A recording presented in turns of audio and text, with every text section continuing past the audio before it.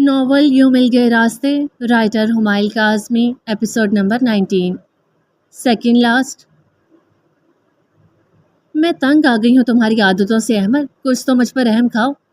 انیسہ پپا bed پر سر پکڑے بیٹھی تھیں۔ کچھ دیر پہلے ہی خدیجہ آپا حرم اور احمد کے رشتے سے انکار کر چکی تھی، ساتھ ہی ساتھ انہیں احمد کی حرکت کی بابت بھی آگاہ کر چکی تھی۔ اس موٹی کی اتنی ہمت جو مجھ سے شادی سے انکار کرے۔ آنکھوں میں غصہ لیے وہ ادھر ادھر کمرے میں ٹہل رہا تھا۔ تم کبھی نہیں سدھر سکتے۔ میں وہاں سے تمہیں یہاں اس لیے لائی تھی کہ کیا معلوم تم میں مثبت بدلاؤ آ جائے، تم اپنی اصل کی جانب لوٹ جاؤ، لیکن تم نے یہاں بھی محض مجھے شرمندہ ہی کروایا۔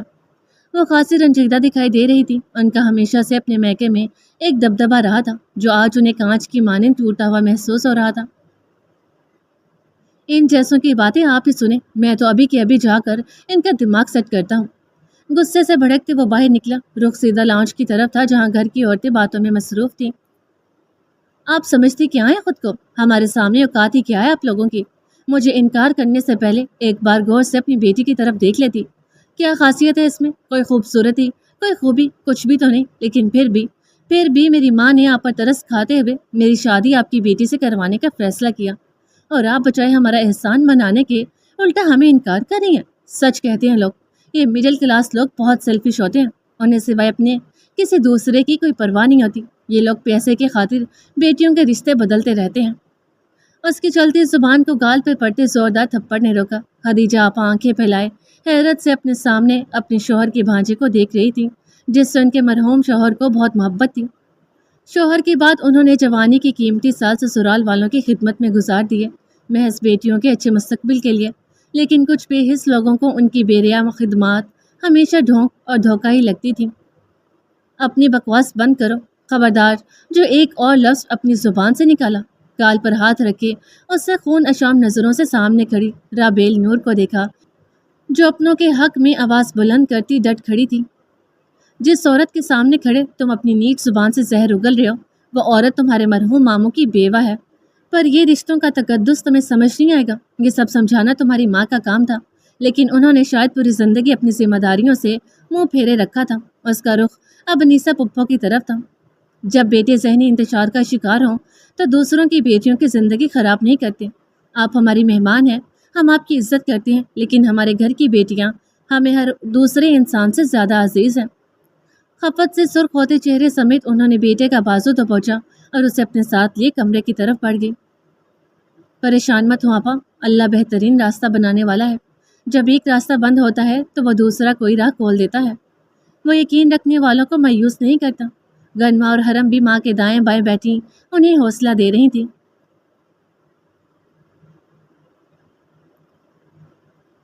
رکوع و سجود کرتی آنسو بے ساختہ اس کی آنکھوں سے بہہ رہے تھے۔ سجدے میں جاتے ایک ہچکی اس کے حلق سے نکلی، آنسوں سے جائے نماز نم ہو چکی تھی۔ دعا میں ہاتھ اٹھاتے وہ بہت تھکی، بہت عاجز دکھائی دے رہی تھی۔ میں نے زندگی میں بہت کم نمازیں پڑھی ہیں، آج کی نماز کی دعائیں تو مجھے بمشکل یاد تھیں۔ شاید غلط تلفظ سے میں نے نماز ادا کر ہی لی، لیکن میں نے خود کو آپ سے اتنا دور کیوں کر لیا اللہ جی؟ میں ایسے نہیں بننا چاہتی تھی، لیکن بن گئی۔ اتنے سال نماز نہیں پڑھ سکی، دعا نہیں کر سکی، کیونکہ مجھے لگتا تھا کہ میرے گناہ بہت زیادہ ہیں اور یہ کبھی معاف نہیں ہوں گے۔ لیکن آج بیلا نے مجھ سے کہا کہ آپ پہاڑ جتنے گناہ بھی معاف کر دیتے ہو۔ بات صرف انسان کے اخلاص کی ہے کہ وہ کتنی تڑپ سے آپ سے مانگتا ہے۔ آپ کو پتہ ہے، آپ جانتے ہو مجھے آپ سے دوری کبھی اچھی نہیں لگی، آپ سے دوری میں کبھی نہیں چاہتی تھی، لیکن یہ ہوا کیوں ہوا نہیں جانتی، بس ہو گیا۔ ہاتھ کی پشت سے آنکھیں رگڑیں۔ ابو ذر بہت اچھے ہیں، ان کی سچائی اور دیانتداری مجھے ہمیشہ شرمندہ کرتی ہے۔ میں ان جتنی اچھی نہیں ہوں، لیکن میں ان سے دور نہیں ہونا چاہتی۔ مجھے وہ اچھے لگتے ہیں، میری پرواہ کرتے ہوئے، میرے لیے سٹینڈ لیتے ہوئے۔ مجھے بھری دنیا میں وہ اپنا ایک شناسا چہرہ لگتا ہے جس کا ہاتھ پکڑ کر میں دنیا کی بھیڑ کا سامنا کر سکوں۔ دروازے کے فریم میں کھڑے بازو سینے پر باندھے، اس کے لبوں پہ تراش مسکراہٹ تھی۔ جب ان کو سچ پتہ چلے گا وہ مجھے چھوڑ دیں گے اللہ جی۔ آنسو ایک بار پھر پلکوں کی بار پھلانگ کر نکلے۔ اللہ جی کو پتہ ہے کہ ابو ذر الیانہ کو کبھی نہیں چھوڑے گا۔ آواز پر جھٹکے سے اس نے جھکا سر اٹھایا۔ براؤن پینٹ اور وائٹ شرٹ پہنے وہ اپنی سحر انگیز شخصیت سے اس پورے کمرے میں چھایا ہوا تھا۔ آپ کو اس کے الفاظ کہیں خلق میں اٹک گئے۔ مجھے سب پتہ ہے۔ الیانہ کے لبوں پر خاموشی چھا گئی۔ آپ مجھ سے ناراض نہیں ہیں؟ میں تم سے کیوں ناراض ہوں گا الیانہ؟ اس سب میں تمہاری غلطی نہیں ہے۔ ہم اکثر و بیشتر اخبارات میں پڑھتے ہیں کہ بہت سی غیر اسلامی ادارے نوجوان مسلمان لڑکے لڑکیوں کو دین سے دور کرنے کی کوشش کر رہے ہیں۔ ایسے میں ہمیں خود آگے بڑھ کر دین کے فروغ کے لیے کام کرنا چاہیے، اور دین پھیلانے کا سب سے بہترین ذریعہ انسان کا عمل ہوتا ہے۔ ایک انسان کس دین پر ہے وہ اس کے عمل سے ظاہر ہوتا ہے۔ تمہاری غلط صحبت تمہیں گمراہ کر سکتی تھی، لیکن تم اللہ کے فضل سے اس دلدل میں گرنے سے بچ گئی۔ میں تم سے ناراض نہیں تھا اور نہ ہی ہو سکتا ہوں۔ تم پہلے بھی معصوم تھی اور اب بھی معصوم ہو۔ تم خاص تھی، اس لیے ہی اللہ نے تمہیں اپنی رحمت کی آغوش میں سمیٹ لیا تھا۔ آلیانہ نے اس کی آنکھوں میں دیکھا۔ ان بے ریا آنکھوں میں سوائے محبت اور عقیدت کے کچھ نہ تھا۔ آپ بہت اچھی ہیں ابو سر۔ ابو سر نے نرمی سے اس کی آنکھوں پر بوسہ دیا۔ آپ مجھے کبھی چھوڑیں گے نہیں نا؟ لہجے میں عجیب ڈر و خوف تھا۔ جن سے محبت کرتے ہیں انہیں چھوڑتے نہیں ہیں۔ مختصر لیکن جاندار جملہ آلیانہ کے لبوں پر مسکراہٹ لیا۔ یہ پہلا موقع تھا جہاں ابو سر نے یوں کھل کر اپنی محبت کا اظہار کیا تھا۔ مجھے بھی، آہستہ آواز میں گویا ہوتے اس نے سر جھکا دیا۔ مجھے بھی کیا؟ ابو سر نے اس کی تھوڑی پکڑ کر چہرہ اپنے سامنے کیا۔ دونوں کی آنکھیں ملیں۔ دوپٹے کے حالے میں چھپا وہ چہرہ اسے دنیا کا سب سے حسین چہرہ لگا۔ مقابل میں اللہ نے اس کا سکون رکھا تھا۔ مجھے بھی آپ پسند ہے۔ اس نے سر جھکا دیا۔ گالوں میں ہلکی سی لالی بکھری تھی۔ صرف پسند؟ مصنوعی صدمے کے انداز میں وہ بولا۔ آلیانہ نے سر اٹھا کر اسے دیکھا۔ اس کی آنکھوں میں دیکھتے وہ بے ساختہ مسکرا دیا۔ آگے بڑھ کر سر اس کی گود میں رکھ دیا۔ آلیانہ نے سر پٹا کر اسے دیکھا۔ ابو سر نے پہلی بار خود بڑھ کر کوئی ایسا قدم اٹھایا تھا۔ پریشان مت ہو، میں مذاق کر رہا تھا۔ لبوں کے کونے میں مسکراہٹ چھائی تھی۔ بیوی، کچھ اچھا سا کھلاؤ یار۔ سنا ہے مرد کے دل کا راستہ اس کے معدے سے ہو کر گزرتا ہے۔ اس طرح تو میں آپ کے دل اور معدے دونوں پر راج کرتی ہوں۔ اس کی معصومیت سے کہنے پر پورے کمرے میں ابو ذر چودھری کا ایک جاندار کہکا گونجا۔ ابو ذر کے بھروسے اور اعتماد نے آلیانہ میں ایک نئی روح پھونکی تھی۔ وہ جو گمراہی کے اندھیروں میں کھونے لگی تھی، اسے اللہ کی رحمت اور اس کی ماں کی قربانی واپس کھینچ لائی تھی۔ سچ تھا کہ لوگ چاہے آپ کو کتنا ہی توڑنا چاہیں، کتنا ہی نقصان دینا چاہیں، جب تک اللہ آپ کے ساتھ ہے، کامیابی آپ کا مقدر ہوگی۔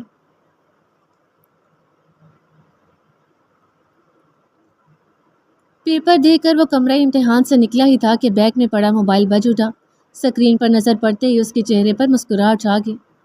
کیسا ہوا پیپر؟ فون اٹھاتے ہی دوسری طرف سے پہلا سوال پوچھا گیا۔ تمہاری دعاؤں سے اچھا ہو گیا۔ پیپر ہو جانے کے بعد وہ خود کو بہت ہلکا پھلکا محسوس کر رہا تھا۔ میں تو ہر بار ہی دعا کرتی ہوں، پھر تم پتہ نہیں کیوں فیل ہو جاتے ہو۔ وہ خاصے آزردہ لہجے میں گویا ہوئی۔ پہلے تم دل سے دعا نہیں کرتی ہوگی، اس بار دل سے کرنا، پھر دیکھنا میں پاس ہو جاؤں گا۔ وہ سارا ملبہ اس پر ڈالتا مسکرا رہا تھا۔ گنما نے گہری سانس بھری۔ امی بہت پریشان ہیں یوشی، مجھ سے ان کی یہ پریشانی دیکھی نہیں جاتی۔ خدیجہ بیگم دونوں بیٹیوں کے نصیبوں کو لے کر خاصی پریشان تھی۔ ویسے میں تمہیں سرپرائز دینا چاہتا تھا، لیکن تمہاری پریشانی کے پیش نظر میں تمہیں بتاتا چلوں کہ مجھے ایک بہت بڑی فرم سے جاب کی آفر آئی ہے۔ سیلری پیکج بھی بہت اچھا ہے۔ یوشی کی اطلاع پر اسے اپنے کانوں پر یقین آیا۔ سچ کہہ رہے ہو؟ بالکل سچ۔ یوشی کو فون کی دوسری طرف سے چیخ سنائی دی۔ اس کے بعد گنما کا کہکا گونجا۔ میں اب جلدی بڑے ابا سے بات کروں گا۔ اب تم یہ بتاؤ چاٹ کھاؤ گی؟ یوشی کی نظر روڈ کے اس پار موجود چاٹ کا کارنر پر پڑی۔ یہاں کی چاٹ گنما کی پسندیدہ تھی۔ ضرور کھاؤں گی، جلدی سے لے آؤ، میں چھت پر تمہارا انتظار کروں گی۔ رابطہ منقطع کرتے وہ بے صبری سے یوشی کا انتظار کرنے لگی۔ رابیل دروازے کی چوکھٹ پر کڑی دونوں ماں بیٹی کو گاڑی میں سامان رکھتا دیکھ رہی تھی۔ احمر کی آنکھوں کی سرخی اسے ایک لمحے کو فریز کر گئی۔ سر جھٹکتے ہی اس نے پلٹ کر دیکھا، جہاں خدیجہ آپا اداسی سے وہاں کھڑی اپنے سسرال سے جڑی آخری ڈور کو بھی ٹوٹتا دیکھ رہی تھی۔ تمہیں لگتا ہے تم بہت باکمال ہو، لیکن میں تمہیں حقیقت کا آئینہ ضرور دکھانا چاہوں گی۔ عورت کا وجود اولاد کی نعمت سے مکمل ہوتا ہے۔ تم چاہے خود کو کتنا ہی عرصہ اس دکھاوے میں رکھو کہ ضمیر صرف تمہارا ہے، لیکن اولاد کی کمی ایک نہ ایک دن ضرور اسے تم سے دور کر دے گی۔ وہ ایک ایسے سمندر کی تلاش میں ضرور نکلے گا جس کا پانی اس کو سیراب کر سکے۔ انیسہ پپھو نے آگے بڑھتے پلٹ کر ایک آخری بار اسے دیکھا۔ تم آخر میں خالی ہاتھ رہ جاؤ گی، تمہاری پوری زندگی کی ریاستوں کا صلہ صفر ہوگا۔ گاڑی دھول اڑاتی آگے بڑھ گئی۔ رابیل اپنی جگہ بت بنی کھڑی رہ گئی۔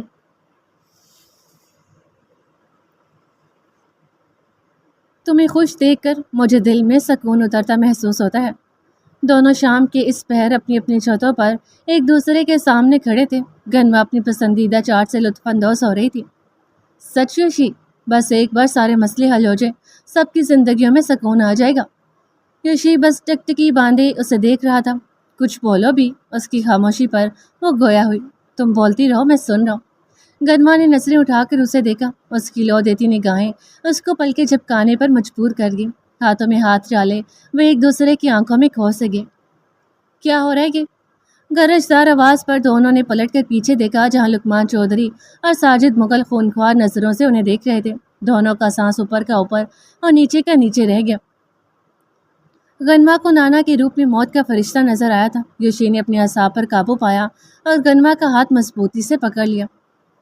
بغیرتا، میرے سامنے کیسے شیر بنتا تھا اور اصل میں یہ گل کھلا رہا تھا۔ بڑے ابا تندہی نظروں سے اسے گھور رہے تھے۔ گنما نے ڈر کر نانا کی طرف دیکھا، جو نواسی سے خاصے مایوس دکھائی دے رہے تھے۔ بڑے ابا، بات سنیں، اس نے نرمی سے پکارا۔ یہ کرتوت چھپاتا رہا ہے آج تک، اور میں سمجھتا رہا کہ میرا پوتا میرے ساتھ کھڑا ہے، لیکن بڑے ابا نے غصے سے یوشی کو دیکھا۔ انہیں سارا معاملہ سمجھ آ گیا تھا۔ گنما کا ہاتھ چھوڑ دے یوشی۔ ساجد مغل کی دھار پر اس کے چہرے پر سنجیدگی چھا گئی۔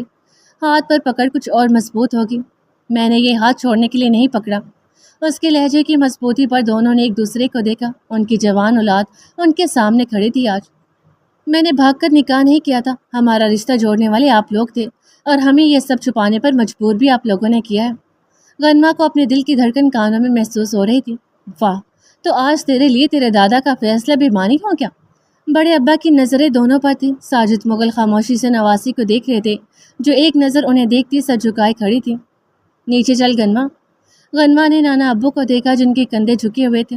وہ دونوں کچھ غلط نہیں کر رہے تھے، لیکن انہوں نے اپنے بڑوں کا بہت دل دکھا دیا تھا۔ ہاتھ کو یشی کی گرفت سے نکالتے وہ بھاگ کے نیچے کی جانب بڑھ گئی۔ کڑی نو تاڑ لیا ہو تو بھی نیچے چل۔ بڑے ابا کی سرزنش پر وہ بھی ان کے پیچھے نیچے بڑھ گیا۔ اگلی پنچایت نیچے سب کے سامنے لگنی تھی۔ آج صاف پتا کیا کرنا چاہتا ہے۔ لاؤنج میں اس وقت سب موجود تھے۔ بڑے ابا اپنی چھڑی پکڑے یوشی کو گھور رہے تھے۔ آپ جانتے ہیں میں گنما کو نہیں چھوڑ سکتا۔ سر اٹھائے وہ اپنی بات پہ قائم تھے۔ آج تک یہ سارا ڈرامہ محض میری آنکھوں میں دھول جھونکنے کے لیے رچاتا رہا ہے نا۔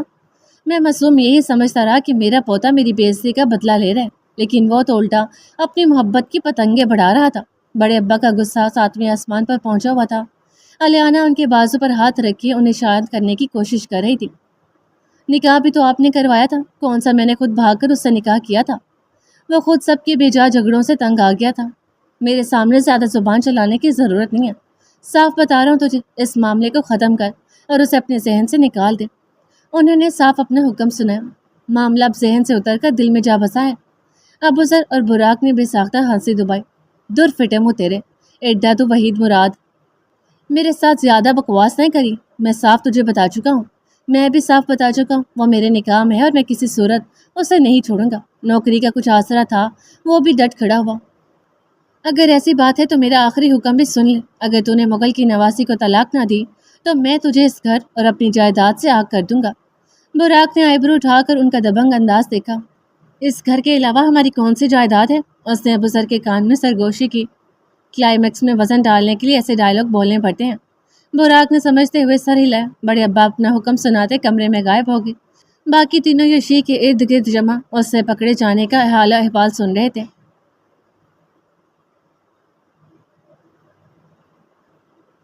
پٹک پٹک کر برتن سنک میں رکھتی، اس کا ذہن 2 روز سے انیسا پپو کی باتوں میں الجھا ہوا تھا۔ دامیر نادرہ کے ضروری معاملات میں الجھا اسے کم ہی ٹائم دے پایا تھا۔ ساجد مغل گنما پر خاصے برسے تھے۔ خدیجہ بیگم سر پکڑے اپنے کمرے میں بند تھی۔ برتن سارے سیٹ کرتے وہ کمرے کی طرف بڑھی۔ طبیعت پر عجیب بوجھل پن چھایا ہوا تھا۔ گھنٹی کی آواز پر اس نے ڈریسنگ ٹیبل کی طرف دیکھا، جہاں دامیر کا موبائل پڑا تھا، جو شاید آج غلطی سے گھر چھوڑ گیا تھا۔ سکرین پر چلتے نام کو دیکھ کر اس کے ماتھے پر شکنیں نمودار ہوئیں۔ عافیہ نامی خاتون کا فون بہت بار آ چکا تھا۔ بغیر کسی تردد کے اس سے فون اٹھا لیا۔ بابا، دوسری طرف سے کسی بچی کی آواز گونجی۔ بابا جانی، آپ کہاں ہیں؟ آپ پلیز جلدی سے آ جائیں، مجھے اور ماما کو آپ بہت یاد آ رہے ہیں۔ رابیل کو یک دم سے اپنا سانس اٹکتا ہوا محسوس ہوا۔ کون؟ بامشکل الفاظ زبان سے ادا ہوئے۔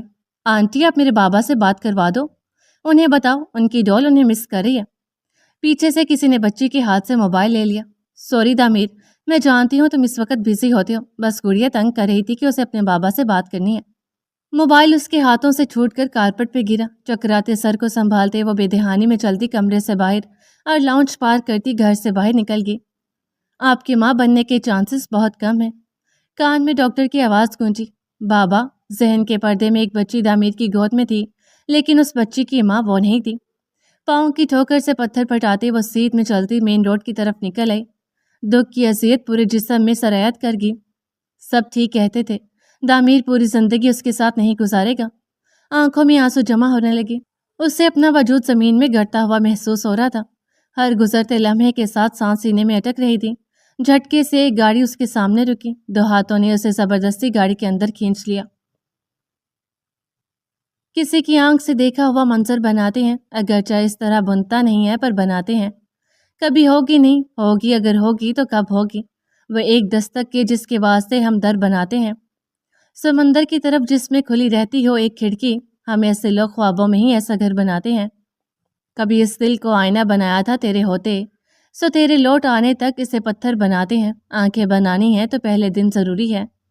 अगर आंखें बनाना हो तो पहले दिल ज़रूरी है। अगर पाँव बनाना हो तो पहले सर बनाते हैं। न जाने किस तरफ से आप वो दस्तक देने आ जाए, हर एक जानिब से दीवारें गिरा कर दर बनाते हैं। हमें बनने संवरने की ज़रूरत ही नहीं पड़ती, हमें बनने से भरने की ज़रूरत ही नहीं पड़ती। तेरे आंखों के आईने हमें सुंदर बनाते हैं। इसी डर से किसी भी नक्श पर मेहनत नहीं करते कि बिल आखिर बिगड़ जाता है जो बेहतर बनाते हैं।